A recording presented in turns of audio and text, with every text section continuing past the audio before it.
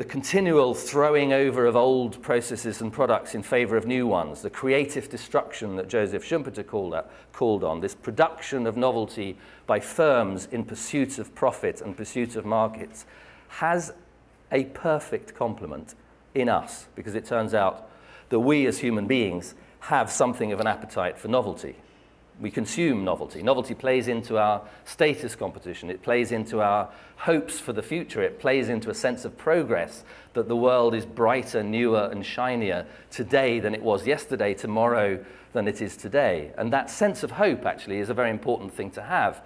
But the way that it's expressed through material consumption, and the fact that that's a perfect complement for what producers, entrepreneurs are doing, locks us into two mutually reinforcing dynamics, which are fantastic when it comes to a growth engine, an engine of growth in the economy, but actually are not delivering that well in terms of well-being, life satisfaction, the things that we value, and at the same time, of course, are destroying and pulling resources relentlessly into this system dynamic in order to feed it.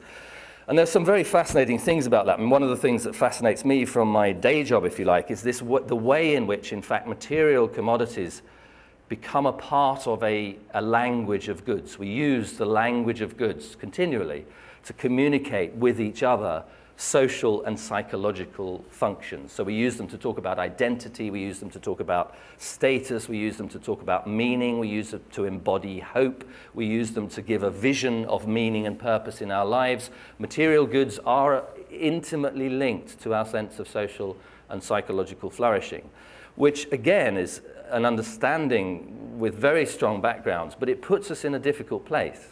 And when you look at what happened in the run-up to the financial crisis and ask about this twin dynamics of a system in which producers produced novelty so that we could continually consume it and pull resources through the system, and in fact increasingly go into debt in order to do that, you find that we're in a very, very strange and slightly pathological, I would suggest, situation. And it goes something like this. What is the story of increasing debt, reduced savings, continual flow of material goods in pursuit of social and psychological function? It's something like this. We're persuaded to spend money that we don't have on things we don't need, to create impressions that won't last on people we don't care about. Or worse still, who don't care about us. And all in pursuit, in fact, of keeping afloat an economic system which is driving itself to instability and the ecology to destruction.